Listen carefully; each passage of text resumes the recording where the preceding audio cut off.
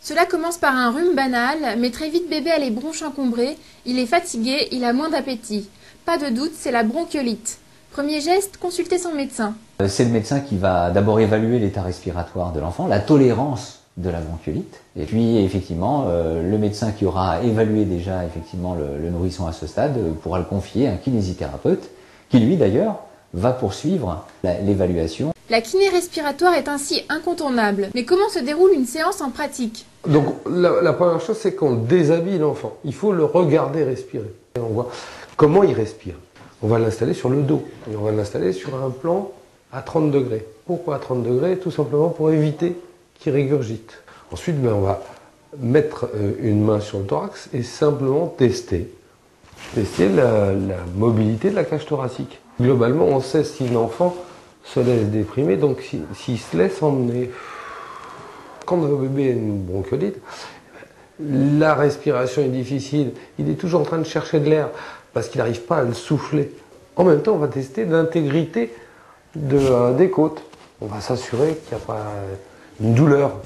Ensuite, on va regarder s'il a mal au ventre. On va appuyer un petit peu sur son ventre. Une fois que le kinésithérapeute a effectué ses observations et ses contrôles, il peut débuter la kiné respiratoire en toute sécurité. On va avoir une poussée synchrone des deux mains. On va emmener l'enfant vers une expiration. On va le faire souffler.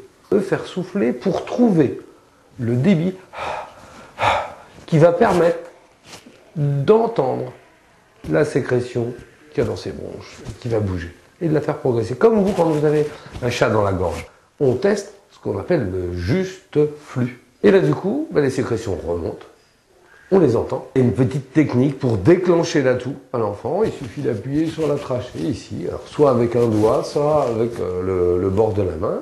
On déclenche l'atout, qui n'est pas mature chez les tout petits, en dessous de 2 ans, ou très peu efficace.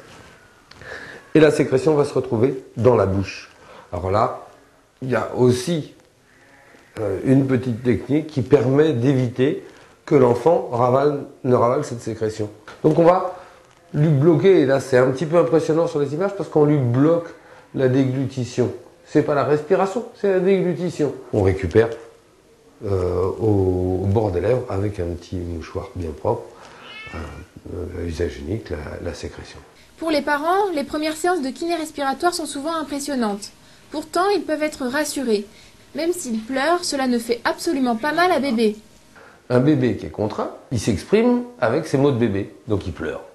Donc il faut accepter qu'effectivement, quand un bébé de surcroît malade est emmené dans un environnement qu'il ne connaît pas et qu'il est confronté à une personne qu'il ne connaît pas, grande chance pour qu'il réagisse en pleurant. Une fois que l'enfant a fini sa séance, il va s'arrêter instantanément de pleurer, puisque ce ne sont pas des pleurs dus à la douleur, ce sont des pleurs dus à la contrainte. Et un enfant qu'on arrête d'embêter, il s'arrête de pleurer.